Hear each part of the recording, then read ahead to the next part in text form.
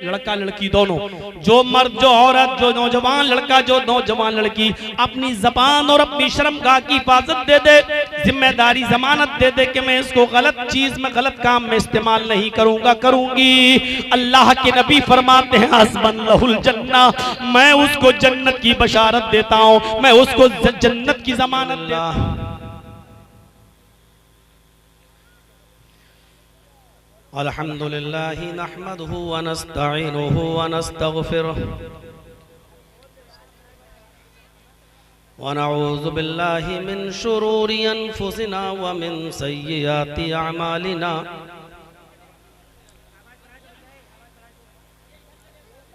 मन यहदिहिल्लाहु फला मुज़िल्ल लहु व मन युज़लिल्हु फला हादिय लहु व अशहदु अल्ला इलाहा इल्लल्लाहु वहदहु ला शरीका लहु व अशहदु अन्न मुहम्मदन अब्दुहु व रसूलुहु। अम्मा बअद फ़इन्न खैरल हदीस किताबुल्लाह व खैरल हदी हदी मुहम्मदिन सल्लल्लाहु अलैहि वसल्लम व शर्रिल उमूरि मुहदसातुहा व कुल्लु मुहदसतिन बिदअह व कुल्लु बिदअतिन ज़लालह व कुल्लु ज़लालतिन फिन्नार। अऊज़ु बिल्लाहि मिनश शैतानिर रजीम। बिस्मिल्लाहिर रहमानिर रहीम। फमन ज़ुहज़िहा अनिन नारी व उदखिलल जन्नत फ़क़द फ़ाज़। रब्बिश्रह ली सदरी व यस्सिर ली अमरी वहलुल उक़दतम मिन लिसानी यफ़क़हू क़ौली। स्टेज पर बैठे हुए मुअज़्ज़ज़ो मुअक्कर उलमाए किराम, हमारे रफ़ीक़ सफ़र और लखनऊ से तशरीफ़ लाए हुए लखनऊ की ज़िले जमियत अहले हदीस के नाज़िम जनाब मोहम्मद नदीम साहब और आपकी इस बस्ती के अहबाब और इस बस्ती से लगे हुए क़ुर्ब जवार और अतराफ़ व अकनाफ़ से आए हुए मुअज़्ज़ज़ सामईन हज़रात, एक तरफ बैठी हुई माँ और बहनों, कौम व मिल्लत के लायकवर नौजवानों और मुस्तक़बिल के होनहार अज़ीज़ बच्चों, आपके इस दयार में, आपकी इस बस्ती में मैं पहली बार तशरीफ़ ला रहा हूँ और ये अल्लाह रब्बुल आलमीन की मशीयत और उसकी मर्ज़ी कि मौसम नासाज़गार है, बारिश भी हुई है और आगे का भी कोई पता नहीं। आप लोगों ने इतना अच्छा इंतज़ाम किया और मैं यहाँ तक पहुँच ही गया तो सोचा कि आप लोगों को निराश न करूं और कुछ देर कुरान व हदीस की कुछ बातें आपके सामने रख दें, इस उम्मीद के साथ कि आप उस पर इंशाअल्लाह हम सब अमल करेंगे।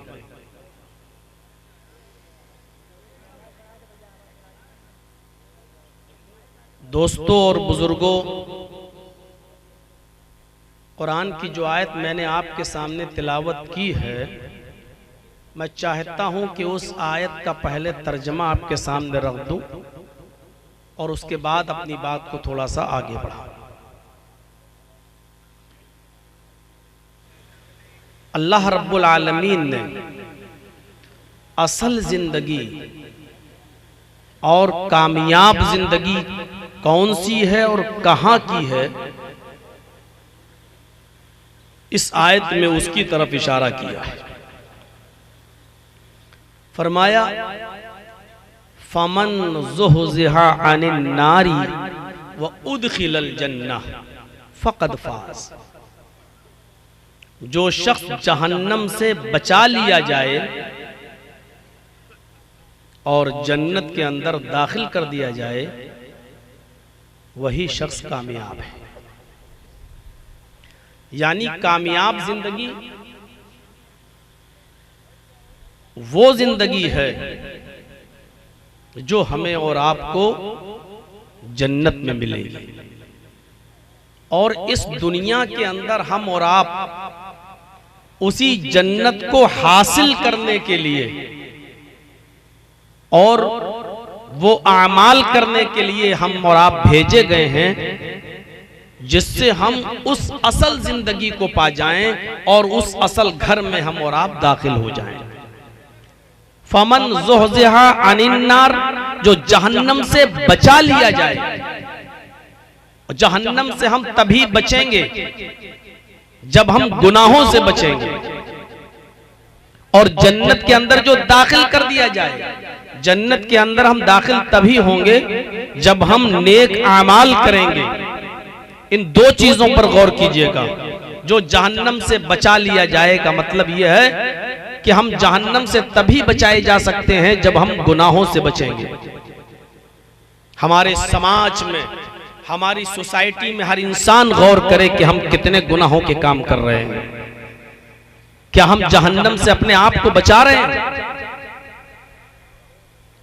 झूठ बोलना ये गुनाह का काम, किसी को धोखा देना ये गुनाह का काम, किसी से वादा खिलाफी करना ये गुनाह का काम, किसी का हक नाजायज तौर पर मार के खाना ये गुनाह का काम, जुआ खेलना ये गुनाह का काम, शराब पीना ये गुनाह का काम, किसी भी राह चलते हुए किसी की भी माँ बहन और बेटी के साथ छेड़खानी करना ये गुनाह का काम। अलगर्ज पूरे समाज के अंदर गुनाहों का जाल बिछा हुआ है। इन गुनाहों के पाप और ताप के इस जाल से अपने आप को बचा के चलना और नेकियों के रास्ते पे चलना, ये दो चीजें बताई गई हैं। फमन ज़ुहज़िहा अनिन्नार, जो जहन्नम से बचा लिया जाए, गुनाहों से दूर कर दिया जाए, वह उदखिलल जन्नह, और नेक अमाल करके, अच्छे अमल करके जो जन्नत के अंदर दाखिल कर दिया जाए, फ़क़द फ़ाज़, वो कामयाब हो गया। हम और आप सब इस सोसाइटी में और समाज में रहते हैं। गौर कीजिए आप, अगर आपकी जात से किसी को कोई तकलीफ पहुंचती है, चाहे वो किसी भी मकतबे फिक्र का शख्स हो या किसी भी मजहब का मानने वाला हो, आपकी जात से किसी को तकलीफ नहीं पहुंचनी चाहिए। इस्लाम की सर्वप्रथम शिक्षा ये है, फरमाया अल इस्लाम अल ईमान बिज़्उन व सबऊन शुअबतन फअफ़ज़लुहा क़ौलु ला इलाहा इल्लल्लाह व अदनाहा इमाततुल अज़ा अनित तरीक़। मुस्लिम शरीफ की हदीस के अल्फाज हैं, नबी अकरम ने फरमाया कि ईमान की 70 से ज्यादा शाखाएं हैं, ब्रांचेस हैं। फ़अफ़ज़लुहा, सबसे अच्छी ब्रांच और सबसे अच्छी शाखा क्या है? क़ौलु ला इलाहा इल्लल्लाह, ला इलाहा इल्लल्लाह कहना है। और सबसे अदना ईमान का जो दर्जा है, जिसको ईमान में शामिल किया गया है, फरमाया इमाततुल अज़ा अनित तरीक़, रास्ते में कोई भी तकलीफ देने वाली चीज पड़ी हुई है, रास्ते में कोई भी नुकसान देने वाली चीज पड़ी हुई है, उसको रास्ते से हटा देना, इसको ईमान का एक हिस्सा करार दिया है, ईमान की एक ब्रांच करार दिया है। केले का छिलका पड़ा है, बीच सड़क पर है, भले ही आप साइड से गुजर के जा सकते हैं, लेकिन आप अपनी बाइक पर सवार हैं, बाइक को रोकिए। आप साइकिल पर सवार हैं, साइकिल से उतरिए। आप 4 व्हीलर पे सफर कर रहे हैं, 4 व्हीलर को रोक दीजिए, इस डर के साथ कि हम तो गुजर जाएंगे, इस केले के छिलके पर कोई बुजुर्ग, कोई बूढ़ा आदमी पैर न रख दे। अगर वो रख दिया, फिसल गया, गिर गया, इस उम्र में हड्डियां जल्दी जुड़ती नहीं हैं, कोई बच्चा कहीं इस केले के छिलके पर पैर न रख दे, फिसल न जाए। इस नेकी को भी हकीर मत समझो, इसको भी कमतर न समझो। फरमाया आपकी गाड़ी स्पीड में चल रही है, लेकिन ईमान का तकाजा यह है कि आप अपनी गाड़ी को रोककर उस रास्ते से तकलीफ देह चीज को हटा दें। आप मोमिन हैं, आप मुस्लिम हैं, आपके अंदर इस्लाम बाकी है, आपके अंदर ईमान बाकी है। मेरे भाइयों, यह है इस्लाम की शिक्षा, यह है इस्लाम की तालीम।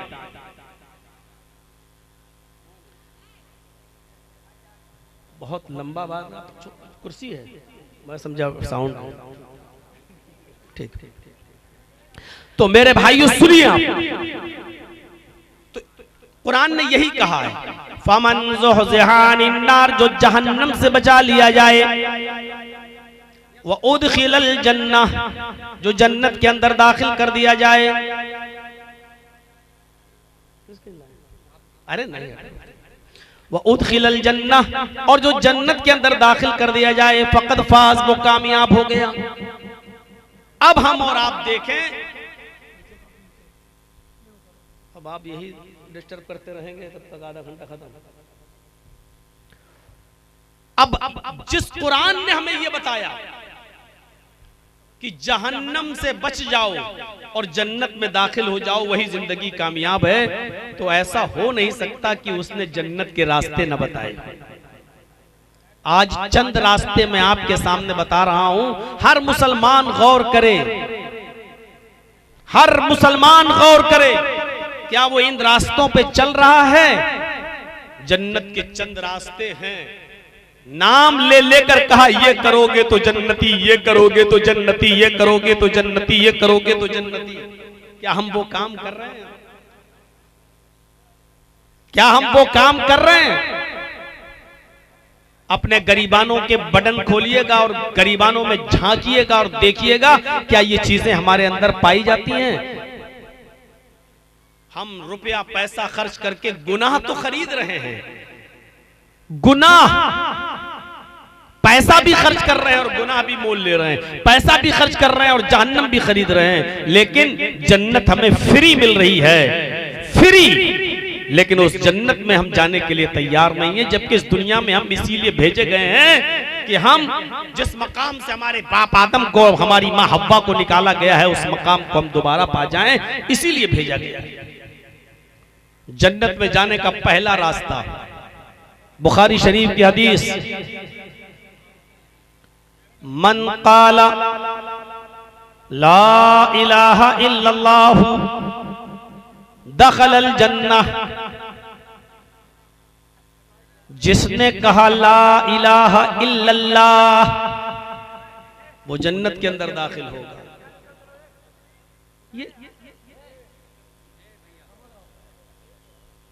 यहीं पे हम वाखिर दावाना कह देंगे। रजाकार लोग बोलेंगे तो फिर पब्लिक का क्या हाल होगा यार। एडजस्ट करना चाहिए। जब मौसम ऐसा हो गया है तो थोड़ी सी कुर्बानी आप दीजिए, थोड़ी सी कुर्बानी हम दें, मिलजुल कर काम चलता है यार, किसी को दिक्कत नहीं हो। अब वहां से कोई आदमी भागता हुआ आएगा, चीरते हुए आगे बैठेंगे, तो ये किसी को तकलीफ देना है।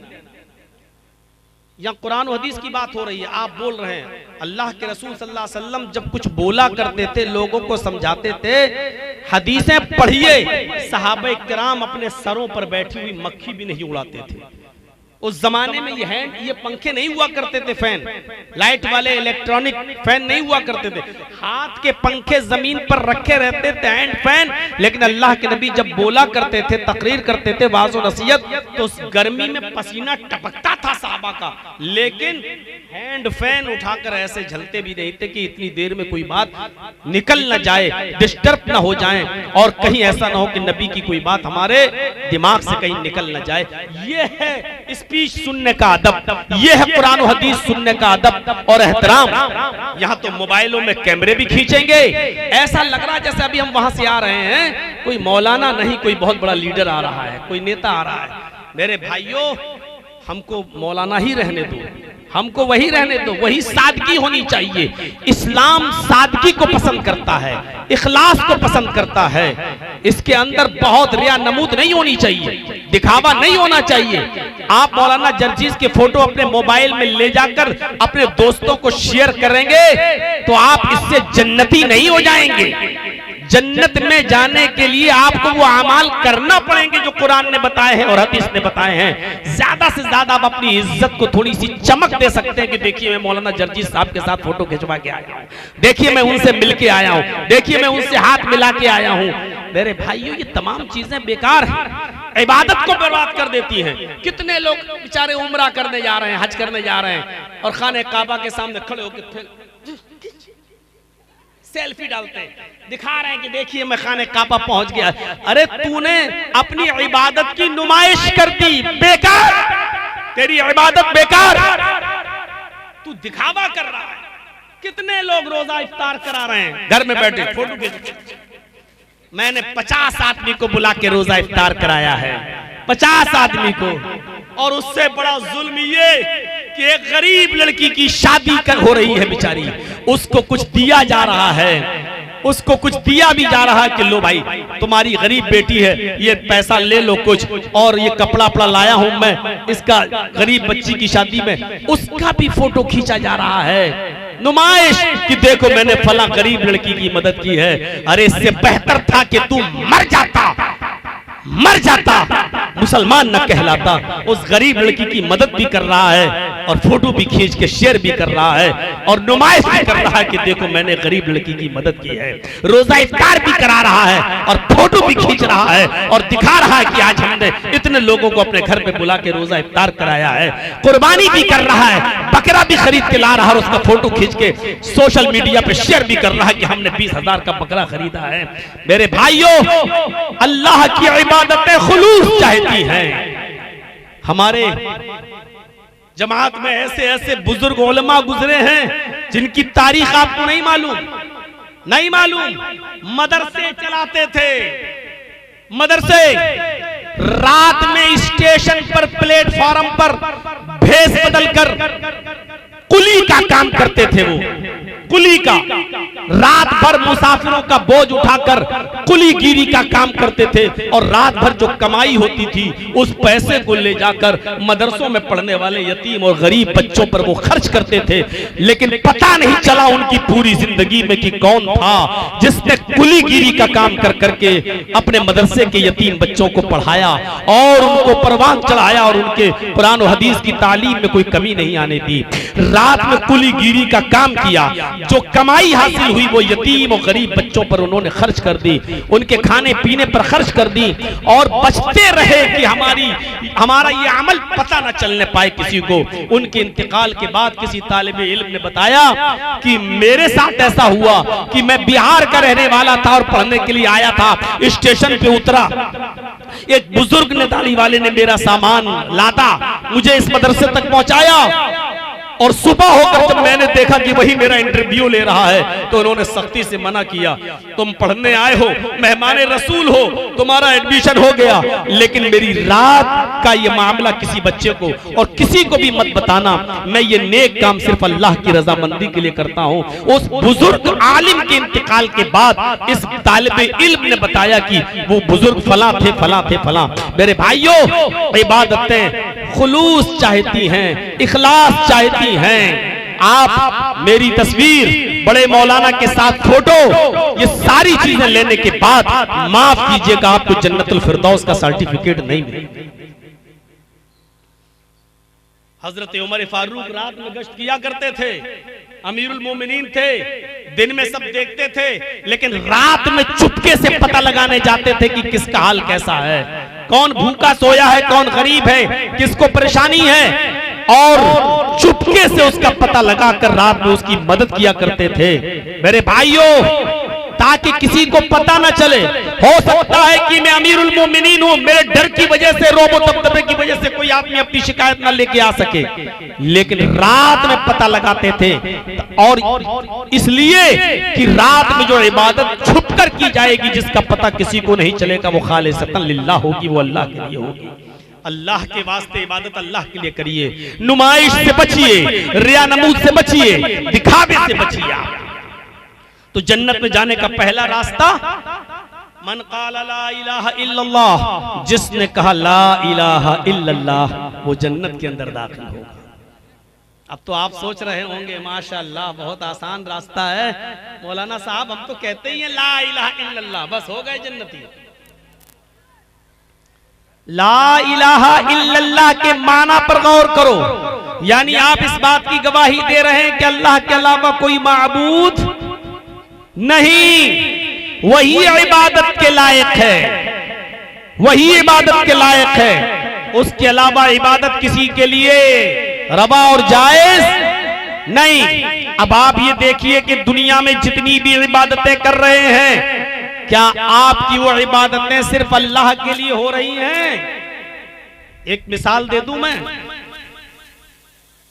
जुमे के दिन आपने नमाज पढ़ी, शनिचर को गायब, इतवार को गायब, सोमवार को गायब, मंगल को मस्जिद में नहीं आए, बुध को गायब, जुमरात को मार्केट में गुजार दिया, पूरा हफ्ता गायब रहे और जुमे के दिन आप मस्जिद में नहा धोकर पहली सफ में सऊदी अरब का रुमाल डालकर बैठ गए, जन्नतुल फिरदौस भी लगा ली।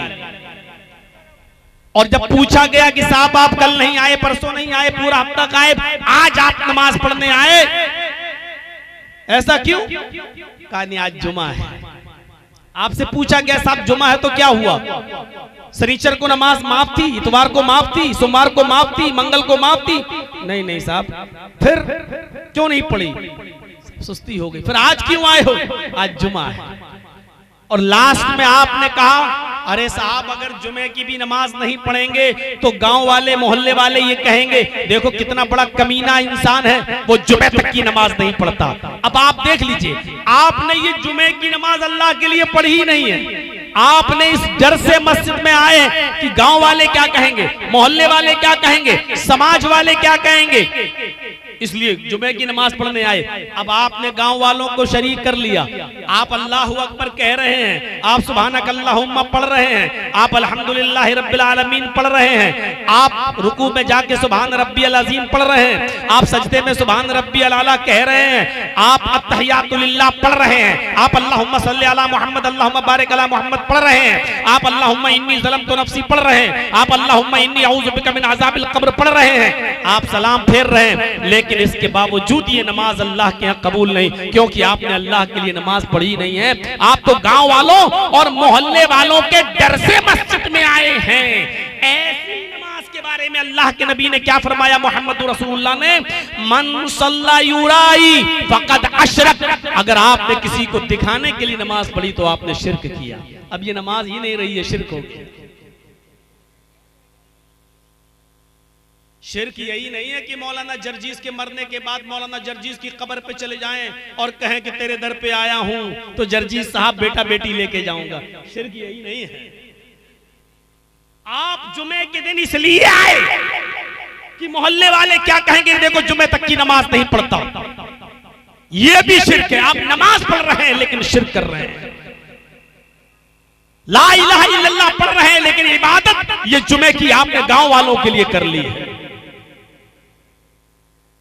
तो ला इलाहा इल्लल्लाह का मतलब यह है कि इबादत के लायक अल्लाह के अलावा कोई नहीं, तो सारी इबादतें उसी के लिए होनी चाहिए।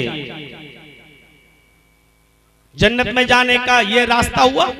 एक और हदीस पर गौर कीजिए, मम्माता ला युशरिकु बिल्लाहि शैअन दखलल जन्नह, जिसकी मौत इस हाल में हुई कि वो अल्लाह के साथ किसी को शरीक नहीं करता था, वो अल्लाह के साथ किसी को साझी नहीं करता था, वो एकेश्वरवादी था, एक अल्लाह का पुजारी था, वो बहुदेववादी नहीं था, वो बहु ईश पूजा नहीं करता था, वो बहुत से लोगों की इबादत नहीं करता था, सिर्फ एक अल्लाह की इबादत करता था और अल्लाह के साथ किसी को शरीक नहीं करता था। मर गया, अल्लाह के साथ किसी को शरीक नहीं करता था, दखलल जन्नह, जन्नत में जाने का दूसरा रास्ता अल्लाह के नबी फरमाते हैं कि वो जन्नत में जाएगा। लेकिन अगर कोई अल्लाह के साथ किसी को शरीक करता था, मर गया, वो जन्नत के अंदर दाखिल नहीं होगा। जन्नत में जाने के दो रास्ते आपके सामने बता दिए हैं, गिनते जाइए। एक और रास्ता जन्नत में जाने का, नबी अकरम सल्लल्लाहु अलैहि वसल्लम ने फरमाया, मन काना आखिरु कलामी ही ला इलाहा इल्लल्लाहु दखलल जन्नह। मौत आ रही है, आप उसके पास बैठे हुए हैं, मरीज के पास, मरने वाला है वो, मरने से पहले उसकी जबान से आखिरी जुमला निकल गया और उसके जुमले में ये कलमा शामिल था, मरने से पहले ला इलाहा इल्लल्लाह ये जुमला अदा किया और उसके बाद में उसका इंतकाल हो गया, वो मर गया। तो जिसकी जबान से आखिरी जुमला ला इलाहा इल्लल्लाह निकला वो जन्नत के अंदर दाखिल होगा, यानी तौहीद पर जो आदमी मरा वो जन्नत के अंदर दाखिल होगा। ऐसा है, सुनिए, थोड़ी सी तेज और होगी बारिश तो सबसे पहले हम खुद ही भागेंगे। जो मोबाइल और पैसे आपकी जेब में रखे हुए हैं हम लोगों के पास भी हैं, तो आप थोड़ा सा बैठ जाएं, हमें आपकी परेशानी का पूरा ख्याल है। बस एक दो बातें और बताता हूं और अपनी बात को हम खत्म कर देंगे। बस पहली बार आया हूं और आपके ईमान और आपके जज्बात की मैं कदर भी कर रहा हूं। इस बारिश में भी आप यहां जमकर बैठे हैं, थोड़ा सा साथ और दे दें और तेज अगर थोड़ी सी बारिश होगी तो हम खुद ही कह देंगे कि आप जाइए, क्योंकि ये भी इस्लाम नहीं है कि किसी को मुसीबत में डालकर हम अपनी स्पीच देते हैं और लोगों को भिगोते रहें। ये भी इस्लाम की तालीम नहीं है, इस्लाम इसके भी खिलाफ है। तो मेरे भाइयों, एक रास्ता ये हो गया, जिसकी जबान से आखिरी जुमला निकला ला इलाहा इल्लल्लाह और उसके बाद उसका इंतकाल हो गया, तो वो आदमी कहां जाएगा? जन्नत के अंदर जाएगा। आइए थोड़ा सा समेटते हुए अल्लाह के नबी ने सहाबा की मजलिस में फरमाया, बुखारी शरीफ की रिवायत, मेरी उम्मत के 70,000 अफराद जन्नत के अंदर बगैर हिसाबो किताब के दाखिल होंगे। ये कहकर आप निकल गए। साहबा चर्चा करने लगे, 70,000 अफराद कौन होंगे जो जन्नत के अंदर दाखिल होंगे? हम तो होंगे नहीं, पता नहीं कौन लोग होंगे। नबी अकरम को जब इसकी इतला मिली तो अल्लाह के नबी सल्लल्लाहु अलैहि वसल्लम ने आकर दोबारा फरमाया, 70,000 अफराद जो बगैर हिसाबो किताब के जन्नत में जाएंगे, अल्लाह उनसे कोई हिसाबो किताब नहीं लेगा, बगैर हिसाब किताब की जन्नत में जाएंगे। हुमुल्लज़ीना ला यततय्यरून अल्लज़ीना हुम ला यततय्यरून, ये वो लोग होंगे जो बदशगुनी नहीं करते होंगे। बदशगुनी जानते हैं ना? आज कौन सा दिन है? जुमेरात। आपने कोई काम किया पूरे हफ्ते, बड़ी प्रॉफिट हुई, जुमेरात के दिन आपने कोई काम किया, आपको नुकसान हो गया। ओह क्या हो गया यार, जुमेरात के दिन नुकसान हो गया मेरे कारोबार में। आपको फिर पूरे हफ्ते मेहनत की, फिर आपने मेहनत करके फिर कमाया, पूरे हफ्ते आपको बड़ी प्रॉफिट हुई, लेकिन फिर दूसरी जुमरात आई, आपको फिर कारोबार में नुकसान हो गया। अब आप कहने लगे, अल्लाह पहली जुमरात में भी हमको कारोबार में नुकसान हुआ, इस जुमरात में भी हमको कारोबार में नुकसान हो गया, अल्लाह ये क्या हो रहा है मेरे साथ? आपने फिर कारोबार किया, फिर आप कामयाब हुए, लेकिन फिर जुमरात आई, फिर थर्सडे आया, आपके कारोबार में फिर नुकसान हुआ। अब आपने कहा नहीं, जुमरात का दिन हमारे लिए बड़ा मनहूस दिन है, अब जुमरात के दिन हम काम नहीं करेंगे, हमारे लाखों का नुकसान हो जाता है, आज के बाद जुमेरात के दिन हम कोई कारोबार ही नहीं करेंगे। आपने जुमेरात के दिन को मनहूस समझ लिया और आप जुमेरात के दिन इसलिए काम नहीं करते क्योंकि 3-4 जुमेरात को हमारा नुकसान हो गया, अब हम जुमेरात के दिन काम नहीं करेंगे, ये बड़ा बुरा दिन है हमारे लिए। ये है बदशगुनी, ये है बदशगुनी। बदशगुनी जानते हो? गाड़ी बहुत तेज स्पीड में चल रही है, अचानक बिल्ली गुजर गई, आपने गाड़ी रोक दी, क्या हुआ? नहीं नहीं नहीं, बिल्ली रास्ता काट गई, आपने गाड़ी रोक दी 2 मिनट, अब 2 मिनट के बाद आपने फिर गाड़ी चलाई, पूछा जर्जी साहब ने, अरे भाई गाड़ी क्यों रोक दी? अरे बिल्ली रास्ता काट दे तो गाड़ी को रोक देना चाहिए वरना एक्सीडेंट का खतरा है, बिल्ली ने रास्ता काट दिया, ये बड़ा मनहूस होता है। बड़े बड़े शराबी, जुआरी, कबाबी, एक से एक बड़े धोखेबाज और बड़े बड़े जालिम तुम्हारी गाड़ियों के सामने रोज गुजरते हैं, रास्ता मनहूस नहीं होता है। बिल्ली बिचारी जो अल्लाह की एक मखलूक है, अल्लाह ने उसको पैदा किया है, वो रास्ता काट दे तो आप कहते मनहूस हो गया सफर, रास्ता काट दिया, गाड़ी रोक देते हो। ये है, अरब के लोग क्या करते थे? अल्लाह के रसूल के आने से पहले अल्लाह अरब के लोग क्या करते थे, उनको कोई कारोबार करना होता था तो एक परिंदा, एक चिड़िया वो लेते थे और उसको ऐसे छोड़ देते थे, चिड़िया को उड़ाते थे। अगर वो दाहिनी तरफ राइट साइड में उड़ती हुई गई तो कहते थे कारोबार में कामयाब होंगे, हमें प्रॉफिट होगी, हमें मुनाफा होगा, लाभ होगा। और अगर वो चिड़िया बाएं तरफ चली गई, वो परिंदा बाएं तरफ लेफ्ट साइड चला गया तो कहते थे हम काम नहीं करेंगे, हमें नुकसान होगा। ये वो चिड़ियों से फाल लेते थे, बदशगुनी थी। तो फरमाया मेरी उम्मत के 70,000 अफराद बगैर हिसाब किताब के जन्नत में जाएंगे। वो कौन होंगे? अल्लज़ीना हुम ला यततय्यरून, जो बदशगुनी नहीं लेते होंगे। वला यस्तरकून, जो झाड़ फूक नहीं करते होंगे। झाड़ फूक, मौलाना साहब, जर्जी साहब, हाँ नमाज पढ़ के निकले हो, मेरे बच्चे पे जरा दम कर देना। मौलाना साहब बैठ गए। बहुत से लोग तो बेचारे मुंह में पान खाएंगे, तंबाकू वाला, फूके भी मारते जाएंगे, खैनी भी खाएंगे, तंबाकू भी खा रहे हैं, फूके भी मारते जा रहे हैं। सुनिए, सूरह फातिहा पढ़ के दम करना, मुअव्वज़तैन पढ़ के दम करना कोई बुरा नहीं है। कुरान में अल्लाह ताला ने, अल्लाह के नबी ने जो बातें बताई उनको पढ़कर दम करना कोई बुरी चीज नहीं है। लेकिन अगर कोई आदमी बीमार है, इसके बावजूद झाड़ फूक न कराए, अल्लाह पर भरोसा करे कि अल्लाह ही ने बीमार किया है, अल्लाह ही शिफा देने वाला है, और उसकी बीमारी की शिफा वो अल्लाह से तलब करे और मांगे, मेरे भाइयों ये और ज्यादा अफजल है, और ज्यादा पसंदीदा है। एक औरत अल्लाह के नबी सल्लल्लाहु अलैहि वसल्लम के पास आती है और कहती है कि अल्लाह के नबी मुझे मिर्गी की बीमारी है, मुझे मिर्गी का दौरा पड़ता है, और जब मैं जमीन के ऊपर गिरती हूँ तो मेरी शर्मगाह, मेरा सतर खुल जाता है, मेरी शर्मगाह खुल जाती है, मेरा कपड़ा मेरे जिस्म से ऊपर उठ जाता है, आप हमारे लिए दुआ कीजिए। बुखारी शरीफ की हदीस के अल्फाज, अल्लाह के नबी ने फरमाया है, खातून तेरे लिए मेरे पास दो ऑप्शन है, I have two option for you, तुम्हारे लिए मेरे पास दो ऑप्शन है, दो सुझाव हैं। पहला ऑप्शन मैं दुआ कर देता हूं तुम ठीक हो जाओगी, लेकिन जन्नत की गारंटी नहीं है। और दूसरा ऑप्शन ये है कि इसी बीमारी में तुम रहो और सब्र करो, लकिल जन्ना, अगर इसी बीमारी में सब्र की हालत में तुम्हारा इंतकाल हो जाता है तो अल्लाह के यहाँ तुम्हें जन्नत मिलेगी। अब बताओ तुम्हारे लिए मैं दुआ करूं, अगर दुआ करता हूं तो जन्नत की गारंटी नहीं देता हूं, लेकिन तुम सब्र करती हो इस बीमारी में और उसी सब्र की हालत में इसी बीमारी में तुम्हारा इंतकाल हो जाता है तो तुम जन्नत में जाओगी। उसने कहा अल्लाह के नबी मैं सब्र करूंगी, मुझे जन्नत ज्यादा प्यारी है, लेकिन इतनी दुआ कर दीजिए कि जब मैं जमीन के ऊपर गिरूं तो मेरी शर्मगाह ना खुले, मेरा सतर ना खुले। अल्लाह के नबी फरमाते ठीक है मैं ये दुआ कर देता हूं। फिर उस औरत ने बीमारी के लिए कोई दुआ नहीं कराई अल्लाह के नबी से, और उसी बीमारी में वो सब्र करती रही। तो मेरे भाइयों, बीमारी पर सब्र करना और उस बीमारी के मामले को अल्लाह के सुपुर्द कर देना, ये आता है अफजलियत के अंदर। फरमाया वला यस्तरकून, जो झाड़ फूक नहीं कराते होंगे, वला यक्तऊन, और जो अपने जिस्म को दगवाते नहीं होंगे। बहुत से लोगों को आपने देखा होगा दगवाते हुए।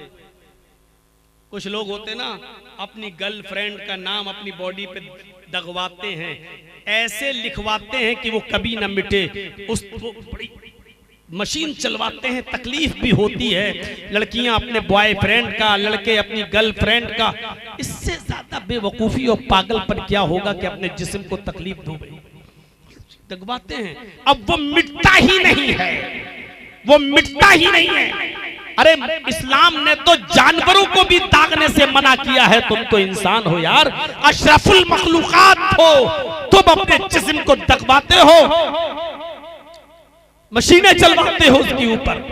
वला यक्तऊन, जो अपने जिस्म को दगवाते नहीं होंगे। और चौथी चीज बताई जो बगैर हिसाब व किताब के जन्नत में जाने वाले लोगों में होंगे, वो अला रब्बिहिम यतवक्कलून, जो अपने रब के ऊपर तवक्कुल और भरोसा करते होंगे, अपने रब के ऊपर। अब ये बारिश आई, क्या हो गया? अरे क्या हुआ? कुछ नहीं हुआ, किस्मत में था। भरोसा रखो रब के ऊपर, अल्लाह जो करता है अच्छा ही करता है। आप समझ रहे हैं कि बहुत बुरा हुआ यार, बारिश हो गई। अभी जलसे वाले कह रहे थे हमसे, बेचारे घर से मौलाना साहब बारिश ना होती तो आज तकरीबन 5000 6000 की भीड़ होती। अरे अल्लाह की मर्जी और मशीयत में हम और आप कौन होते हैं दखल देने वाले? कौन होते हैं दखल देने वाले? वमा तशाऊना इल्ला यशा अल्लाह, तुम जो चाहो वो हो जाए, जरूरी नहीं होगा वही जो अल्लाह रब्बुल आलमीन चाहेगा। अल्लाह की मर्जी में दखल न दो। अरे हो सकता है बारिश न होती, कोई आदमी बेचारा चला होता, किसी का एक्सीडेंट होता, कोई आदमी दर्दनाक हादसे का शिकार होता, बारिश की वजह से वो रुक गया, नहीं आया, उसकी जिंदगी बच गई। हो सकता, ये तो अल्लाह बेहतर जानता है कि उसकी नजर में क्या बेहतर है। हमारी अकल महदूद है, इसलिए हम नाकिस और कमजोर दिमाग से सोचते हैं, लेकिन अल्लाह रब्बुल आलमीन बेहतर जानता है। दुआ मांग रहा, अल्लाह शादी हो गई, बेटा दे दे, अल्लाह पहले बेटा दे दे, अल्लाह बेटा दे दे, बेटा बेटा लड़की हुई, काश बेटा होता। अरे ये अल्लाह बेहतर जानता है कि बेटा देना चाहिए कि बेटी। हो सकता है तू जो बेटा मांग रहा है आगे चलकर तेरा यही बेटा जमीन और जायदाद के लालच में बाप का ही मर्डर कर दे। कम से कम बेटी अपने बाप के बुढ़ापे में लाठी का सहारा तो बन सकती है। उसका पेशाब और पायखाना एक बेटी अपने बाप का साफ कर सकती है, एक बेटा साफ नहीं कर सकता है। ये तुम्हारी कमजोर अक्ल है जो ये सोचती है कि बेटा मिल गया होता तो अच्छा होता, लेकिन ये अल्लाह की कुदरत है, उसने जो बेहतर समझा वो तुमको दिया है। इसलिए भरोसा रखो अल्लाह की जात के ऊपर, तवक्कुल रखो अल्लाह की जात के ऊपर। मेरे प्यारे साथियों, अल्लाह बेहतर जानता है कि तुम्हें बेटा देना चाहिए कि बेटी देना चाहिए। ये अल्लाह की मर्जी के ऊपर डिपेंड है, हमारी और आपकी मर्जी नहीं चल सकती है। तो ये बगैर हिसाब व किताब के जन्नत में जाने वाले लोगों में से ये लोग। जन्नत कितनी आसान है, सुन लीजिए बस एक दो बातें और। वुजू बनाते हैं आप, वुजू बनाते हैं। अल्लाह के नबी सल्लल्लाहु अलैहि वसल्लम ने फरमाया, मन मा मिनकुम मिन अहदिन यतवज़्ज़उ फयुहसिनुल वुजू, तुम लोगों में से जो कोई भी वुजू बनाए और अच्छी तरीके से वुजू बनाए। एक तो होता है वुजू बनाना, मस्जिद में गए बैठ गए, जमात हो रही है, जमात हो रही है, बैठे गए, अल्लाह जल्दी से। एक तो होता है ये वुजू, एक होता है हाथ में पानी लिया, ये उंगलियों को दाएं हाथ की उंगलियां बाएं हाथ की उंगलियों में डालना और बाएं हाथ की उंगलियों को दाएं हाथ की उंगलियों में डालकर खिलाल करना। ऐसे पानी लिया, ये फिर लिया, फिर ये, उसके बाद में फिर पानी लिया एक चुल्लू। अफजल वुजू ये है कि आधा पानी नाक मुंह में लिया जाए और आधा जो बचे उसी को नाक में चढ़ा लिया जाए। वैसे 3 मरतबा कुल्ला और 3 मरतबा नाक में अलग अलग वो भी जायज है, लेकिन बेहतर ये है, अफजल ये कि एक चुल्लू पानी लिया, आधा मुंह में और आधा नाक में, उंगली और ये उंगली और नाक में लिया ऐसे, फिर यहाँ कुल्ली की और ये अंगूठे से ये दबाइए कस के, और फिर ये पकड़िए। मैं जोर से नहीं कर रहा हूँ वरना कुछ भी हो सकता है, ऐसे कस के और फिर ये पकड़ के जोर से, और उसके बाद जाए, फिर यही दूसरी बार, ऐसे तीसरी बार, उसके बाद में 3 मरतबा आप चेहरा धुलें और फिर दाढ़ी हो तो एक चिल्लू पानी लेकर फिर ऐसे दाढ़ी को ऐसे लेके अंदर लेके फिर उंगलियों से खिलाल किया जाए। उसके बाद में 3 मरतबा हाथ और फिर सर का मस्सा, पानी दोनों हाथ में ऐसे लेके यहाँ तक, जहाँ तकिया लगाते हो यहाँ, फिर यहाँ से वापस लाइए और फिर इन दोनों उंगलियों को शहादत की अपने कान में डाल के अंदर ही अंदर जो आपके सुराख बने हुए हैं यहीं पर लाइन बनी हुई है ऐसे चलाइए और दोनों अंगूठों को इस तरीके से ये ऐसे कर लीजिए और उसके बाद में 3-3 मरतबा अपने पैर धोइए। जिसने वुजू बनाया फयुहसिनुल वुजू, और अच्छी तरीके से वुजू बनाया, तो मकाल, और वुजू बनाने के बाद उसने कहा अशहदु अल्ला इलाहा इल्लल्लाह व अशहदु अन्ना मुहम्मदन अब्दुहु व रसूलुहु, ये मुस्लिम शरीफ की हदीस के अल्फाज हैं और वुजू की बस इतनी सी दुआ मुस्लिम शरीफ के अंदर आई है। तिरमिजी के अंदर कुछ अल्फाज ज्यादा हैं इसके बाद, अल्लाहुम्मा जअलनी मिनत तव्वाबीन वजअलनी मिनल मुतत्तहिरीन, लेकिन मुस्लिम शरीफ की हदीस इतनी ही है, अशहदु अल्ला इलाहा इल्लल्लाह व अशहदु अन्ना मुहम्मदन अब्दुहु व रसूलुहु। जिसने ये दुआ पढ़ ली, कितना टाइम लग रहा है वुजू बनाने में और ये दुआ याद करने में, जरा गौर करना। इस दुआ का नतीजा क्या है, इस दुआ का इनाम क्या है? अल्लाह के नबी फरमाते हैं जिसने वुजू बनाया और वुजू बनाने के बाद अच्छी तरह वुजू बनाया और उसके बाद जिसने ये दुआ पढ़ ली, इल्ला फुतिहत लहू अबवाबुल जन्नत तमानिया, नबी अकरम फरमाते हैं उसके लिए जन्नत के 8 दरवाजे खोल दिए जाते हैं। एक दरवाजा नहीं, उसके लिए जन्नत के 8 दरवाजे खोल दिए जाते हैं। जाओ जन्नत के जिस दरवाजे से दाखिल होना चाहो तो हो जाओ। ये है जन्नत में जाने का रास्ता। कितने लोग इस तरीके से वुजू बनाते हैं और वुजू बनाने के बाद ये दुआ पढ़ते हैं, फ्री में जन्नत मिल रही है, लेकिन लेने वाला चाहिए। 100 150 200 रुपए के टिकट लेकर लोग लखनऊ में फिल्म हॉलों में गए हैं।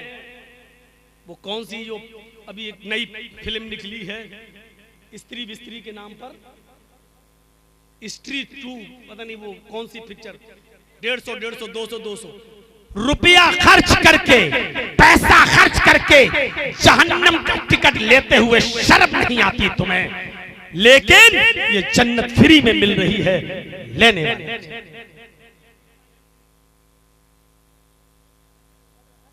आइए एक और हदीस सुनिए बुखारी की।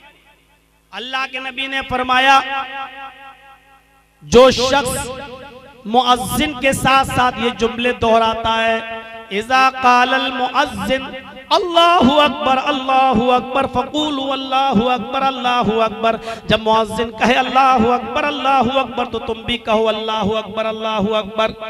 पूरी अज़ान वैसे ही, जब मुअज्जिन कहे हय्या अलस सलाह तो तुम कहो ला हौला वला कुव्वता इल्ला बिल्लाह, मुअज्जिन कहे हय्या अलल फलाह तो तुम कहो ला हौला वला कुव्वता इल्ला बिल्लाह।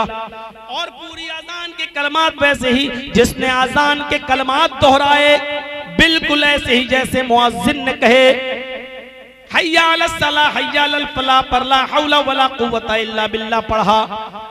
थुम्मा क़ाल, और अज़ान के बाद जिसने ये दुआ पढ़ ली, अज़ान के बाद जिसने ये दुआ पढ़ ली, अल्लाहुम्मा रब्ब हाज़िहि दावति ताम्मा व सलातिल क़ाइमा आति मुहम्मदनिल वसीला वल फज़ीला व बअसहु मक़ामम महमूदा अल्लज़ी वअदता व दरजतिर रफ़िया का लफ्ज़ बुखारी शरीफ की हदीस के अंदर नहीं है।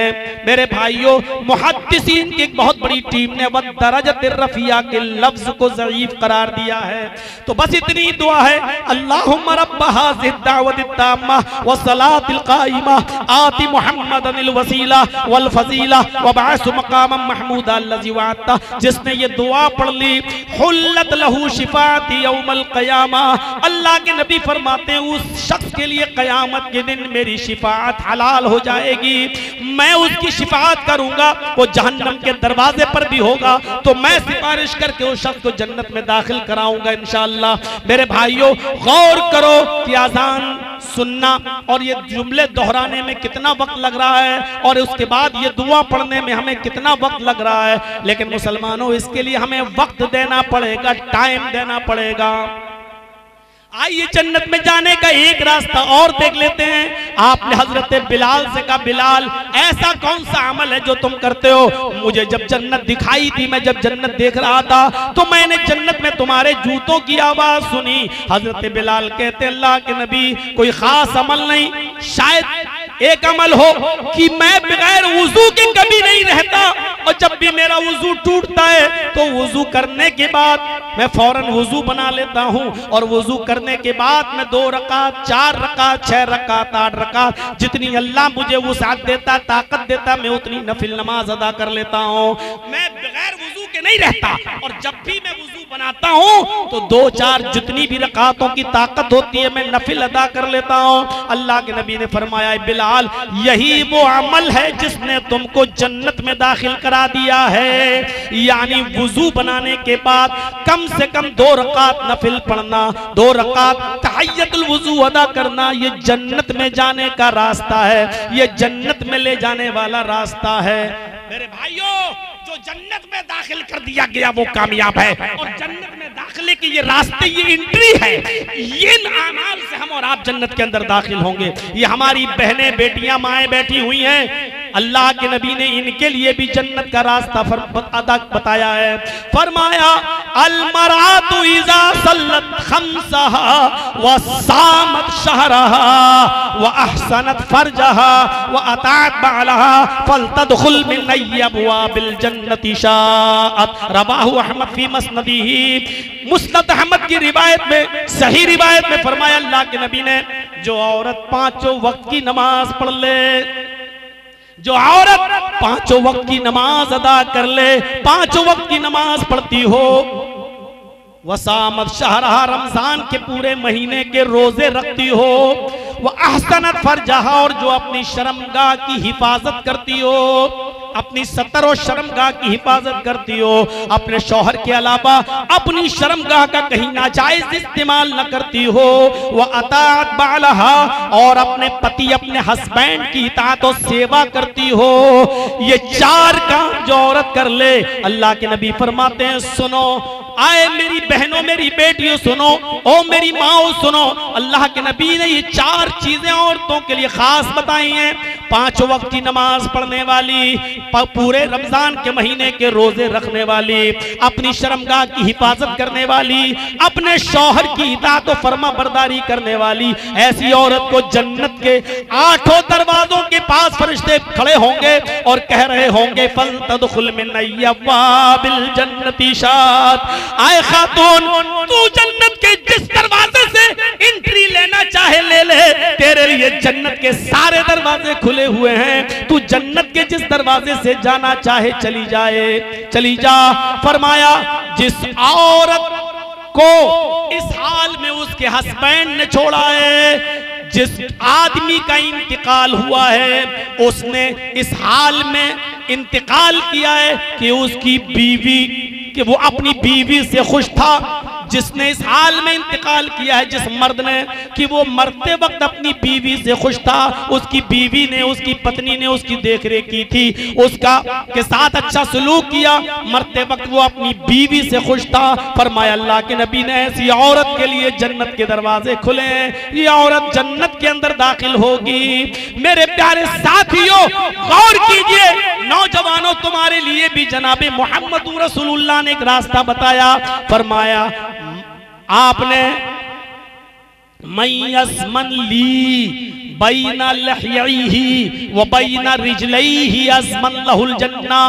नौजवानों, तुम 2 चीज की जमानत मुझे दे दो, 2 चीज की गारंटी तुम मुझे दे दो, मैं तुम्हें जन्नत की गारंटी दे रहा हूं। गारंटी जन्नत तुम्हें मिलकर रहेगी।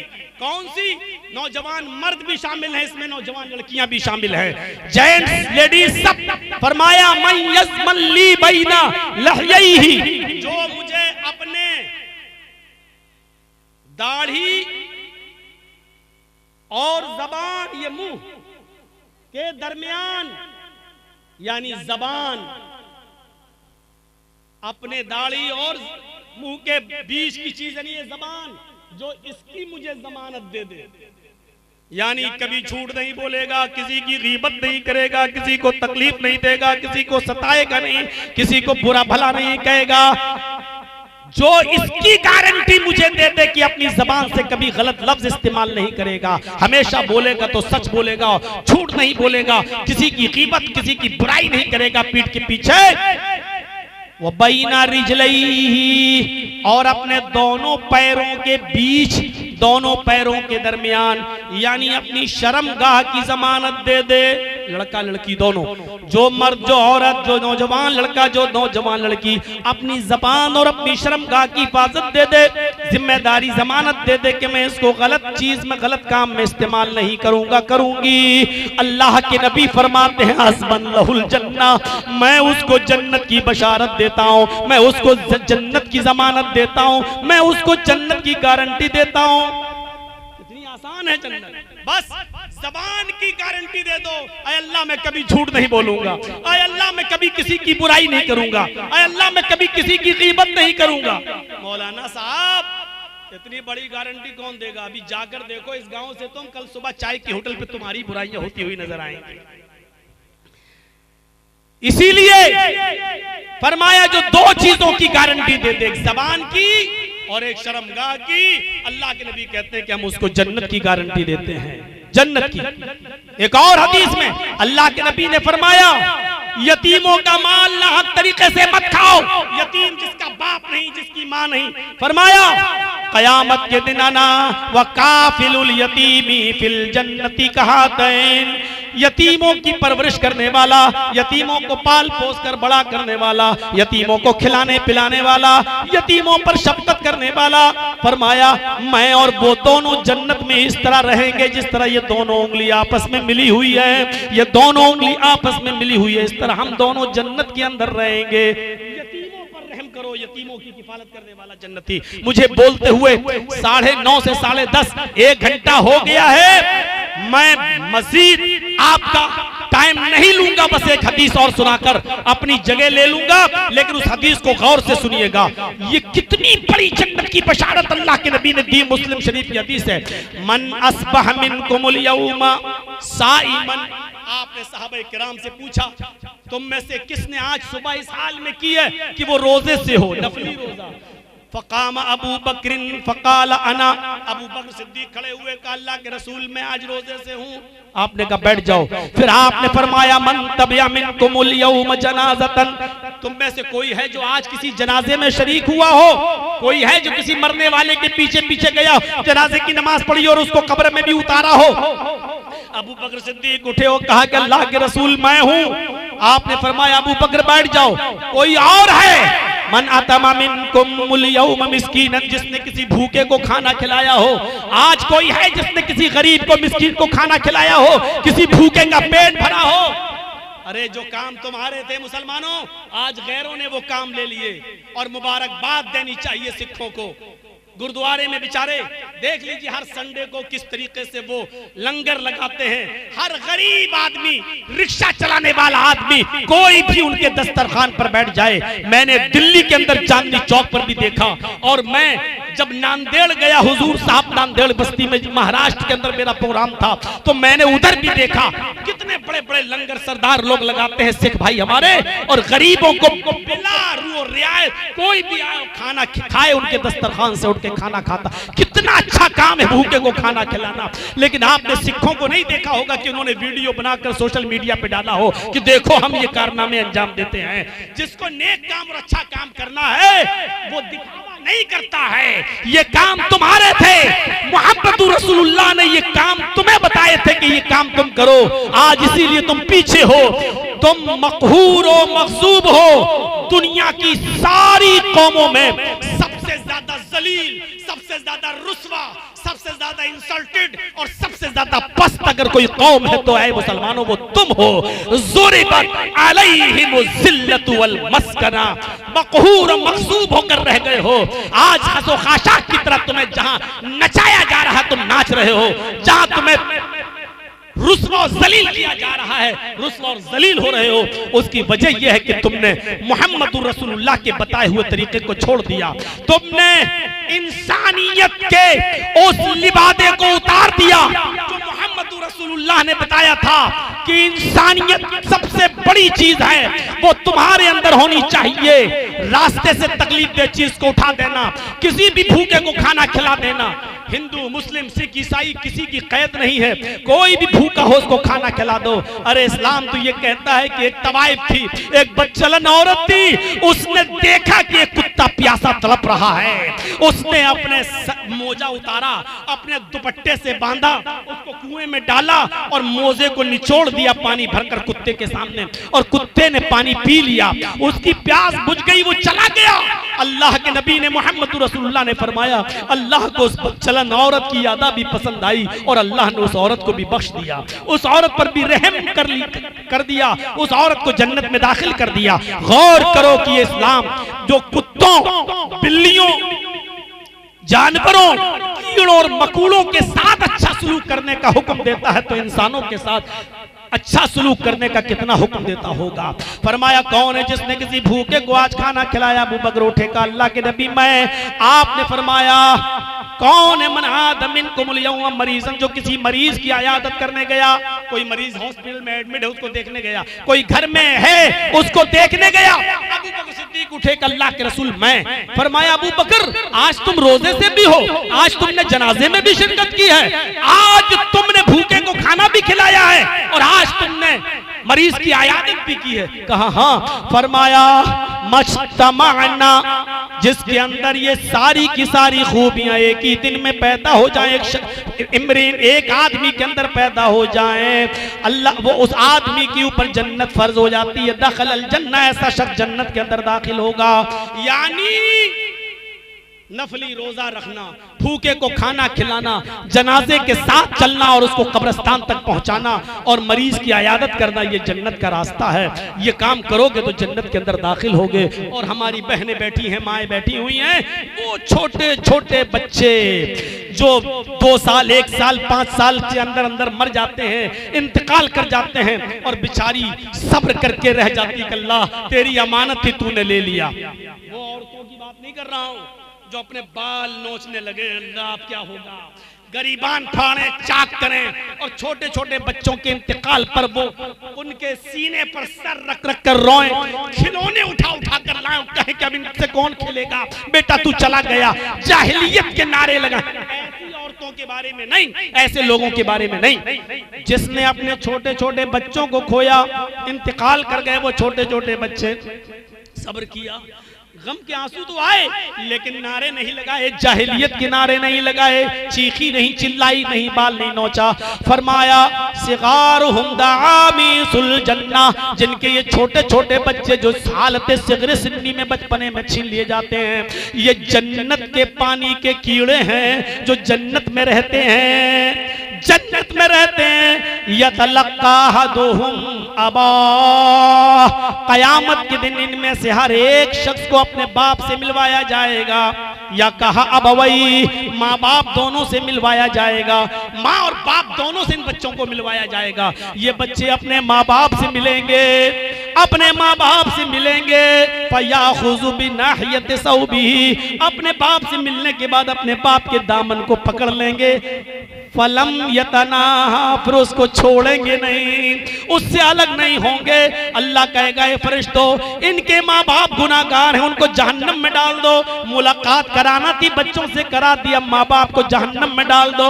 लेकिन वो बच्चे अपने माँ बाप के दामन को पकड़े रहेंगे, खींचेंगे, और जब फरिश्ते छुड़ाएंगे तो ये बच्चे अपने माँ बाप के दामन को नहीं छोड़ेंगे, और आसमान पर नजर डाल के अल्लाह से कहेंगे, आय अल्लाह, दुनिया में भी तूने मुझे मेरे माँ बाप की मोहब्बत से दूर रखा, और आखिरत में भी तू मुझे मेरे माँ बाप की मोहब्बत से दूर कर रहा है।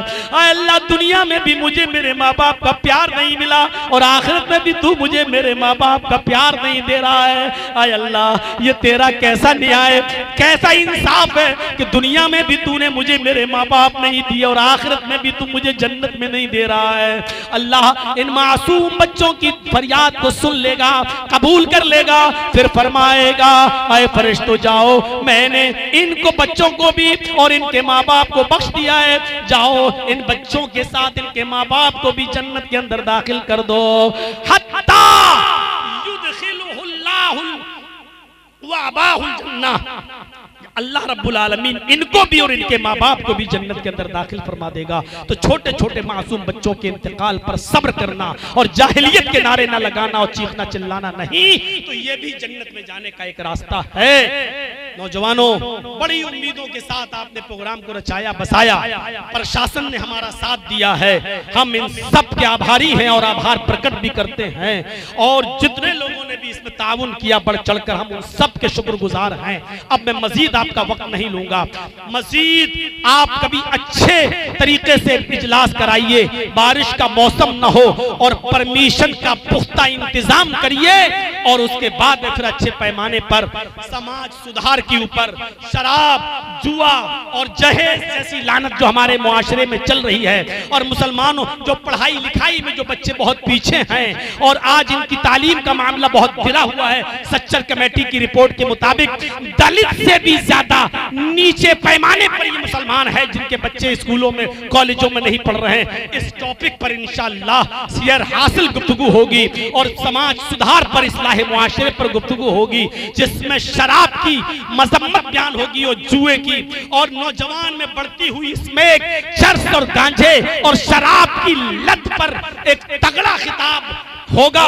और दहेज की प्रथा को और रस्म को खत्म किया जाएगा, और बगैर जहेज के शादियों को आम करने पर गुफ्तगू होगी, और तालीम पर, शिक्षा पर गुफ्तगू होगी। लेकिन उसके लिए आपको अच्छी तरीके से और अच्छे पैमाने पर आपको जलसा करना है, और आपको ये आपका काम है कि आप प्रशासन को ये समझा लें कि कोई ऐसी बात नहीं होगी जो किसी को ठेस पहुंचाए, किसी को बुरा लगे। अरे वो धर्म ही क्या और वो मौलवी ही क्या कि जिसकी जबान से दूसरे को तकलीफ पहुंचे और दूसरे को दर्द हो, और वो मजहबी क्या जो दूसरे के मजहब के को सताए और उसके बारे में कुछ उल्टा सीधा बोले। अरे मजहब तो वो होता है जो सबको लेकर चलता है, और आलिम तो वो होता है जो सबको अपने अंदर समेटने की क्षमता अपने अंदर रखता है। अगर दो गालियां भी उसको दे दी जाएं तो वो सुन लेता है। ये एक आलिम की सिफत और विशेषता होती है। आप प्रशासन वालों को ये समझा ले जाएं, और इंशाअल्लाह मुझे उम्मीद है कि वो धर्म के मामले में आपको भी नहीं रोकेंगे, क्योंकि आपको भी इख्तियार है अपने धर्म का के बारे में बताने का, और ये हमारे कानून भी हमें इजाजत देता है। प्रशासन भी आपका साथ देगा और आप प्रशासन का साथ दीजिए। दोनों जब एक दूसरे का साथ देंगे तो इंशाअल्लाह इस मिले जुले असर से अच्छे तरीके से प्रोग्राम भी होगा। आज थोड़े से खिताब पर इत्तेफा करता हूँ। अल्लाह ताला हम सबको ऐसे अमल करने की तौफीक अता फरमाए जो अमल हमें जन्नत में ले जाएं। अल्लाह हमें गुनाहों से बचने की तौफीक अता फरमा, और अल्लाह जन्नत में ले जाने वाले अमाल करने की हमें तौफीक अता फरमा। जब तक तू हमें जिंदा रख, इस्लाम पे जिंदा रखना, और जब हमारा खात्मा हो तो ईमान पर हमारा खात्मा फरमाना। वमा अलैना इल्लल बलागुल मुबीन व आखिरु दावाना अल्हम्दुलिल्लाहि रब्बिल आलमीन। अस्सलामु अलैकुम व रहमतुल्लाहि व बरकातुहू। चलते चलते आपसे फिर एक गुजारिश कर देता हूँ, मैं यहाँ से उतरूंगा, घर जाऊंगा, फिर वहां से निकल जाऊंगा। मैं अपनी सेल्फी, अपना फोटो लेने की इजाजत किसी को नहीं दे रहा हूँ, और मेरी इजाजत के बगैर अगर आप सेल्फी लेंगे तो सुन लो कि ये भी जुर्म है, इस्लाम की तालीम के खिलाफ है कि किसी की इजाजत के बिना, और जब उसकी इजाजत ही नहीं हो, बिना इजाजत आप अपने कैमरों में कैद कर रहे हैं तो गुनाह है, और ये जहन्नम में ले जाने वाला रास्ता है। इसलिए मैं अपनी सेल्फी और फोटो लेने की इजाजत किसी को नहीं देता हूँ। अस्सलामु अलैकुम व रहमतुल्लाहि व बरकातुहू।